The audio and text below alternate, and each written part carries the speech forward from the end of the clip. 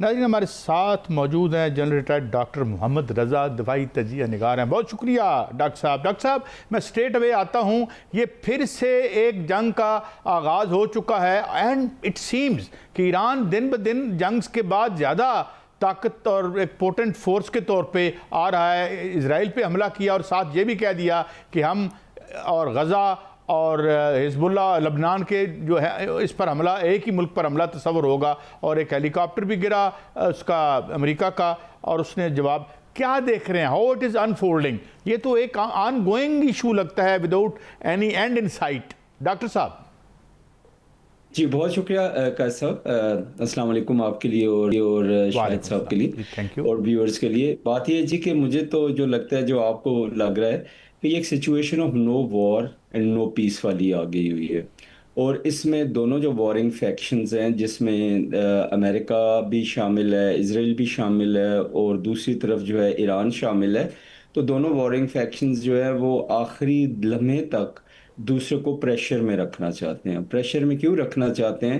میرا خیال یہ ہے کہ کچھ ایسے کنٹینشیس پوائنٹس ہیں جن کے اوپر جو رائے ہے دونوں سائڈ کی ایک جیسی نہیں ہو رہی. اس میں موسٹ پرابلی جو ہوگا نیوکلیر پروگرام جو ہے, اس کے بعد جو ایسڈ ڈی فریز ہونے ہیں ان کا ہے, اور جو سینکشنز ہے ان کا ہے. جہاں تک نیوکلیر پروگرام ہے, پہلے بھی ہماری بات ہوتی رہی کہ ایران ایک لمٹ تک کمپرومائز کر رہا تھا, اور اس حد تک تو وہ دوبارہ کمپرومائز کر لے گا. لیکن جو باقی چیزیں ہیں میرا خیال ہے ان کے اوپر بات چیت جو ہے وہ پوری نتیجے پہ نہیں پہنچ رہی یا ڈیزائر کے مطابق نہیں ہو رہی. تو اس لیے یہ دونوں سائڈیں جو ہے ایک دوسرے کو مڑ کے جو ہے ایگریشن کر کے وہ وار کی سچویشن میں لے آتے ہیں یا پریشرائز کر رہے ہیں. آگے کیا ہوگا؟ میرے خیال میں دونوں جو ہیں ان کو احساس تو ہے کہ انہوں نے جنگ آگے بند کرنی ہے. نہ ہی یہ ایران کے مفاد میں ہے, نہ ہی یہ خطے کے مفاد میں ہے, نہ ہی جی سی سی کنٹریز کے, نہ ہی پورے ورلڈ کے لیے ہے, اور نہ ہی امریکہ کے لیے اور یا انٹرنیشنل کمیونٹی کے لیے بھی ہے. امریکہ جو ہے اس کے اوپر اپنے ایلائز جو ہیں وہ ویسٹرن ایلائز ہوں یا پھر گلف کنٹریز کے ایلائز ہوں, ان کا بھی ایک دباؤ ضرور ہے. پاکستان اپنی ایفرٹس کر رہے, بڑے صبر تحمل کے ساتھ بغیر فرسٹریٹ ہوئے. تو لیٹس ہوپ اینڈ سی کہ جی یہ چیزیں جو ہے تھوڑا پازیٹیوٹی کی طرف آتی ہے. لاسٹ پوائنٹ میں یہ عرض کرنا چاہوں گا کہ میرے خیال میں یہ ملک کے فل بلون وار کی طرف نہیں جا رہی چیزیں. ایک انٹرمیٹنٹ سی ایکسچینج آف جو ہے وہ اٹیکس رہے گی یا ہے, تاکہ ٹائم جو ہے گین کیا جائے. اسرائیل کو جو ٹائم گین کرنا ہے وہ اگر سپوائلر ہے اس سارے قصے میں, تو ان کو ٹائم چاہیے کہ وہ زیادہ سے زیادہ ایکسپینشن کر سکیں, جیسے انہوں نے کر بھی لی کہ لیبنان میں, سیریا میں اور غزہ میں انہوں نے زیادہ علاقے قبضے میں کر لیے. ایران جو ہے وہ پریشرائز اس لیے کر رہا ہے یا اٹیک اس لیے کر رہا ہے, ایک تو وہ لیبنان والا مسئلہ ہے جو آپ نے آلریڈی کہا ہے کہ لیبنان کے اوپر حملہ ہوا, بیروت پہ ہوا, تو ہم پھر ریٹیلیٹ کریں گے. دوسرا یہ کہ ظاہر ہے وہاں پہ ایران کے مفادات لیبنان میں بھی ہیں, وہاں پہ حزب اللہ بھی ہے, باقی لوگ بھی ہیں, تو ایران ان کا بھی دفاع کرنا چاہتا ہے اور اپنے پوائنٹس بھی منوانا چاہتا ہے. تو ان ساری چیزوں کو دیکھتے ہوئے یہ کہا جا سکتا ہے کہ سچویشن اس وقت نو وار نو پیس کی ہے, بٹ الٹیمیٹلی دونوں سائڈیں جو ہے انہیں سٹینڈ ڈاؤن کرنا پڑے گا.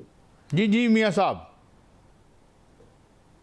لیکن ڈاکٹر صاحب جو ٹائم گین کرنے کی بات ہے یہ بڑی اہم اور بڑی خطرناک بھی ہے, کیونکہ ٹائم گین کرنے کے حوالے سے امریکہ کے بارے میں بھی یہ کہا جا رہا ہے کہ شاید وہ ری گروپنگ کر رہا ہے, ٹائم گین کر رہا ہے. اسرائیل بھی ری گروپنگ کر رہا ہے اور ٹائم گین کر رہا ہے, کیونکہ جو وہاں پر اس وقت گراؤنڈ ریالٹیز ہیں وہ بڑی عجیب سی ہیں اور بڑی اس میں جو ہے تشویشناک ہے. اس میں جو فاکس نیوز ہے اس نے بتایا کہ امریکی فوج نے ایران پر جو حملے کیے ہیں اس میں کئی شہروں پر جو ہے انہوں نے وہاں پر بم داغے, اور وہاں پر جو ہے باقاعدہ پانی کے جو ذخائر ہیں ان کو نشانہ بنایا گیا ہے. 21 مقامات کو نشانہ بنانا اس وقت کے جب جنگ بندی ہو چکی ہے, تقریباً مذاکرات چل رہے ہیں. ادھر ایران نے جو ہے وہ لانگ رینج اپنے میزائل خیبر شکن سے ان کے اردن جو ہے وہاں پر فضائی اڈے پر وہاں پر حملہ کیا, کویت پر حملہ کیا, بحرین پر حملہ کیا, اور ان تمام جو حملے ہیں باقاعدہ طور پر اس میں نقصان پہنچایا گیا. وہاں پر جو F-15 F-35 کے ہینگرز ہیں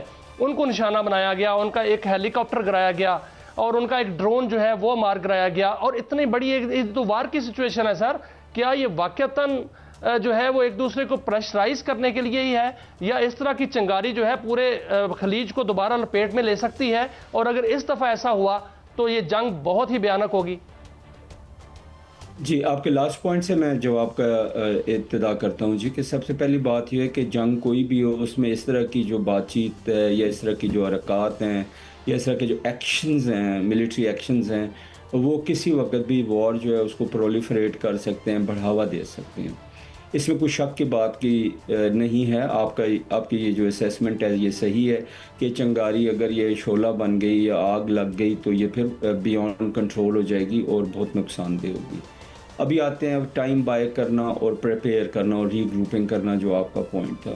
میرے خیال میں ٹائم اگر گین کرنا ہے تو اس میں صرف ایک ہی کنٹری ہے جس کو فائدہ ہے اور وہ ہے اسرائیل. اسرائیل کو کیوں فائدہ ہے کہ اگر پیس نہیں ہوتا تو اسرائیل اس کے آڑ میں اٹیک کنٹینیو کرے گا اور مسلسل جو فلسطینی علاقے ہیں ان کو قبضے میں لیتا رہے گا اور جو ان کا ڈریم ہے گریٹر اسرائیل والا وہ اس کی طرف ہر آئے دن بڑھتے جائیں گے.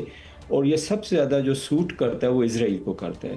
اگر اسرائیل کو ٹائم بائی کرنے میں ہیلپ ہوئی تو وہ پریزیڈنٹ ٹرمپ کی وجہ سے ہوئی جو چند ہفتے پہلے بالکل ہم نزدیک تھے تو انہوں نے وہ پیس نیگوسیشنز جو ہیں ان کو مختلف بیانات سے پیچھے ڈال دیا. جہاں تک ایران کا تعلق ہے, ایران یا امریکہ دونوں نہیں چاہتے کہ ان کو دیکھا جائے کہ وہ کمزور ہو گئے یا ہار گئے. تو دونوں جب نوشن آف وکٹری کو کلیم کرنا چاہتے ہیں تو ہر ایک یہ چاہ رہا ہے کہ جی کوئی حملہ کر رہا ہے تو اس کا جواب میں نے ضرور دینا ہے.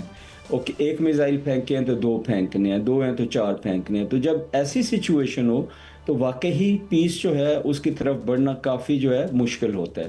لیکن 2-3 چیزیں جو ظاہر کرتی ہیں کہ شاید دونوں طرف ایک ڈیزائر موجود ہے, خواہش موجود ہے پیس کی. Number 1 president Trump, J D Vance اور ان کے بیانات. نمبر 2 ایرانین لیڈرشپ کے بیانات. اس میں ہمیشہ یہ ظاہر کیا جا رہا ہے دونوں بیانات میں ہماری بات چیت چل رہی ہے, نیگوسیشن ہو رہی ہے, کچھ پوائنٹ مانے گئے ہیں, کچھ پہ اختلاف ہے. پریزیڈنٹ ٹرمپ بھی کہتے ہیں اچھا جی 2-3 دنوں میں معاہدہ ہو جائے گا.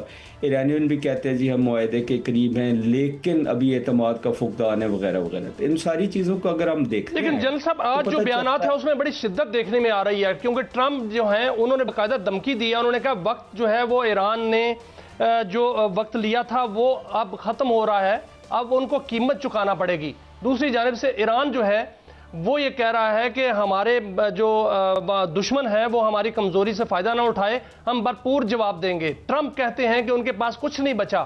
سر واقعتاً ایران پر اگر حملہ ہوتا ہے تو ایران کے پاس کچھ نہیں بچا یا ایران بڑا سرپرائز بھی دے سکتا ہے ابھی بھی؟ جی جہاں تک بچنے کا تعلق ہے یہ تو ٹرمپ صاحب کے اپنے بیانات ہیں, پتہ نہیں 20-25% ان کے پاس بچا ہوا. اگر وہ 20-25% کہتے ہیں تو ہم یہ کہہ سکتے ہیں 40-50% ان کی کیپیبلٹی جو ہے ڈرونز کی اور میزائل کی بچی ہوئی ہے.